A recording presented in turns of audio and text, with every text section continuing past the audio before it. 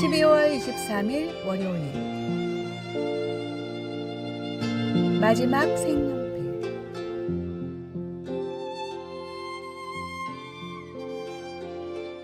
한 미술학원에서 그림 대회를 앞두고 아이들이 분주히 그림을 그리고 있었습니다. 민수는 가장 비싼 색연필 세트를 가지고 있었지만 친구들에게 한 자루도 빌려주지 않았습니다. 옆자리의 지아는 낡은 색연필을 쓰고 있었는데 하늘을 칠하던 중 하늘색 연필이 너무 짧아져 더 이상 사용할 수 없게 되었습니다. 지아는 울먹이며 그림 그리기를 포기하려 했습니다. 그때 건너편에 앉아있던 준호가 다가와 말했습니다. 지아야, 내 하늘색 연필 써. 하지만 이게 내 마지막 하늘색 연필이잖아. 괜찮아. 난 구름을 그리면 되니까.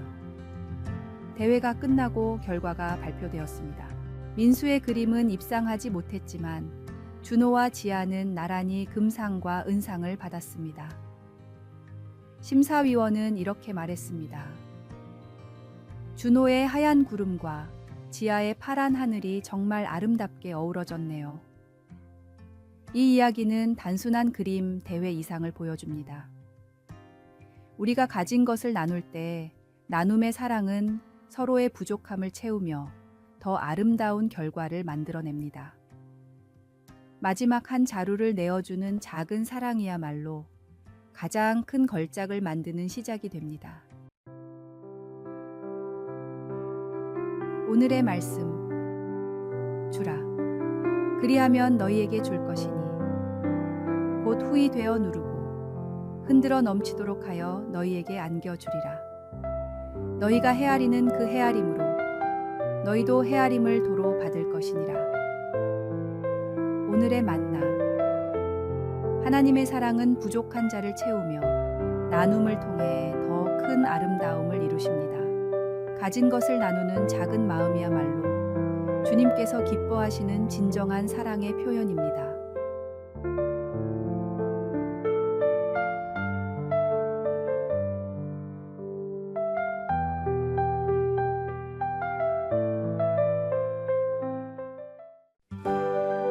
(12월 24일) 화요일. 트리의 기원과 빛의 의미. 크리스마스 이브에 마틴 루터는 깊은 숲속을 산책하고 있었습니다. 어둠이 짙게 드리운 숲에서 그는 한 나무가 찬란하게 빛나는 모습을 발견했습니다. 그것은 평범한 전나무였습니다. 그러나 가지 위에 소복이 쌓인 눈과 하늘 높이 떠있던 달빛이 나무를 비추며 눈부신 빛을 만들어내고 있었습니다. 루터는 그 순간 깊은 깨달음을 얻었습니다. 우리 인간도 저 전나무와 같다. 스스로는 초라하고 나약한 존재이지만 예수님이라는 밝은 빛을 받으면 세상에 아름다운 빛을 비추는 존재가 될 수 있구나. 루터는 이 가르침을 사람들에게 전하기 위해 자신의 거실에 전나무를 가져다 놓았습니다. 나무를 장식해 빛을 내게 한 후 찾아오는 사람들에게 이 깨달음을 전했습니다. 이것이 지금의 크리스마스 트리의 기원이라고 전해집니다. 우리는 스스로의 힘으로는 아무리 위대한 일을 해도 허무함으로 끝날 수밖에 없는 존재입니다. 하지만 예수님의 빛을 받으면 우리의 삶은 세상을 밝히는 빛으로 변화될 수 있습니다. 크리스마스는 단순히 장식을 즐기는 날이 아닙니다.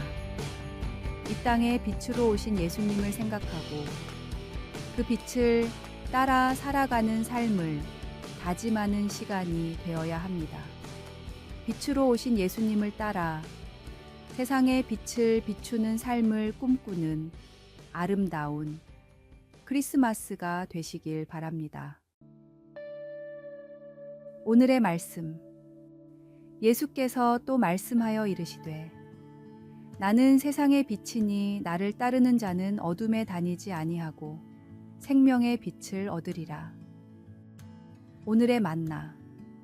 우리는 스스로의 힘으로는 빛을 낼 수 없는 초라한 존재지만 예수님의 빛을 받을 때 세상의 희망과 사랑을 전하는 빛의 통로가 될 수 있습니다.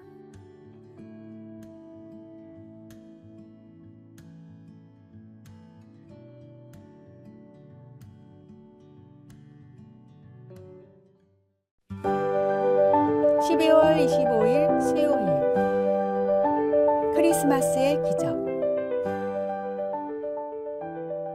7600 통급의 메러디스 빅토리호 선장 레너드 라루는 피란민 1만 4천여 명을 태우기 위해 무기와 물자를 과감히 버렸습니다. 배의 수용 정원에 230배에 달하는 사람들이 탑승했지만 단 한 명의 사망자도 없이 안전히 거제도에 도착했습니다. 더욱 놀라운 것은 여정 중 5명의 새 생명이 태어났다는 사실입니다. 생명을 향한 희생이 만들어낸 크리스마스의 기적이었습니다. 이 이야기는 우리에게 중요한 진리를 일깨웁니다. 어떤 명분과 희생도 생명을 구하는 일보다 우선시될 수 없습니다. 우리를 구원하시기 위해 가장 높고 귀하신 예수님께서 가장 낮고 천한 곳에 가장 연약한 모습으로 이 땅에 오셨습니다. 성탄은 바로 그 사랑과 희생을 기억하는 날입니다. 우리에게 생명을 주신 하나님의 사랑을 감사히 누리십시오. 그리고 그 생명을 이웃과 나누십시오. 우리를 통해 또 다른 크리스마스의 기적이 나타나는 복된 성탄절이 되기를 축복합니다. 오늘의 말씀. 우리가 아직 죄인 되었을 때에 그리스도께서 우리를 위하여 죽으심으로 하나님께서 우리에 대한 자기의 사랑을 확증하셨느니라. 오늘의 만나. 생명을 위한 희생은 가장 위대한 사랑의 표현입니다. 예수님께서 우리를 위해 이 땅에 오신 것은 생명을 주고 풍성하게 하시기 위함입니다. 그 생명을 감사히 누리고 이웃과 나누는 삶으로 크리스마스의 기적을 이어가십시오.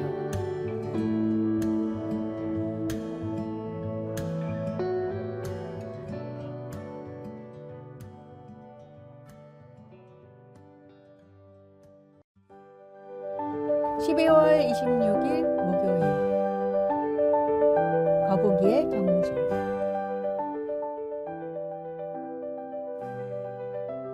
한 육상 지도자는 매년 새로운 선수를 선발할 때 독특한 시험을 냈습니다. 400m 트랙을 가능한 한 천천히 달리되 중간에 멈추거나 걸어서는 안 된다는 규칙이었습니다. 이 시험은 대부분의 선수들에게 이상하게 보였습니다.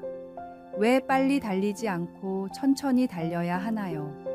어떤 선수들은 속도를 참지 못하고 빨리 달렸고 어떤 선수들은 지루해서 걷기 시작했습니다.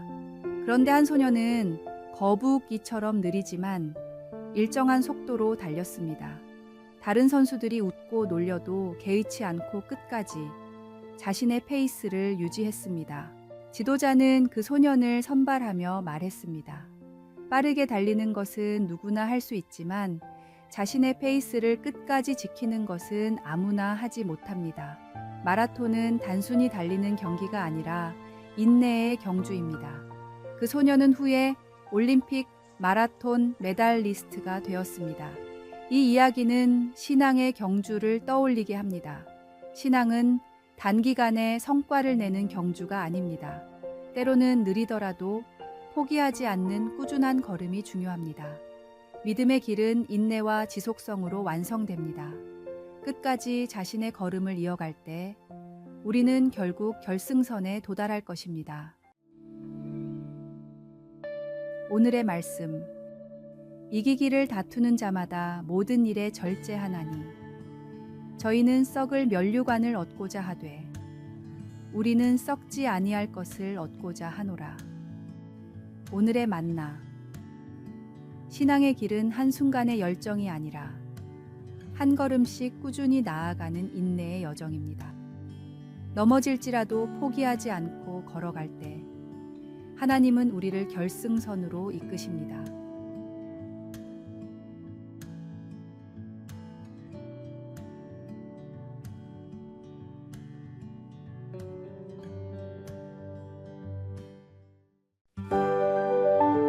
(12월 27일) 금요일 믿음의 선율.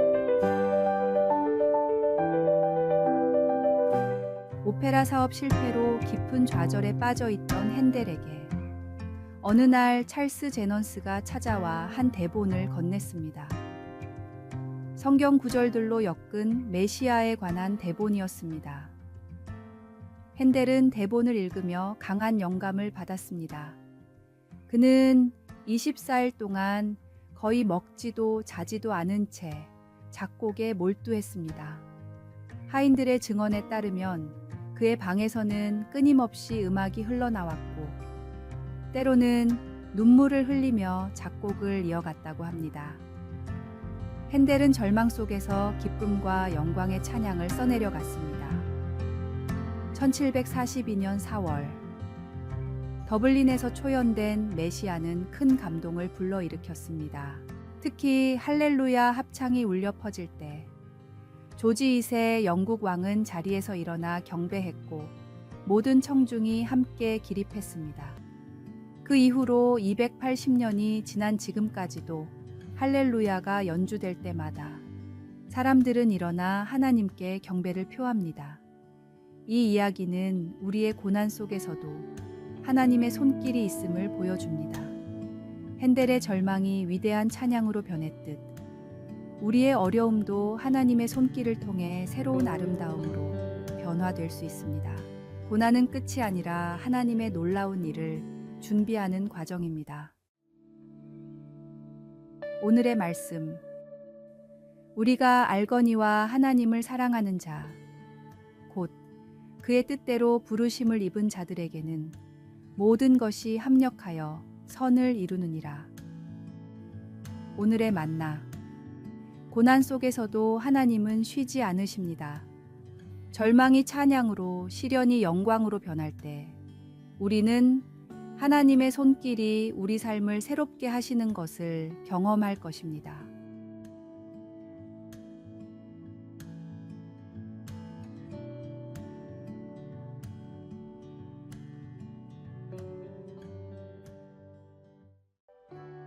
아래의 빨간색 글자 구독을 누르시어 더 많은 전도의 열매를 맺으시기를 기도합니다.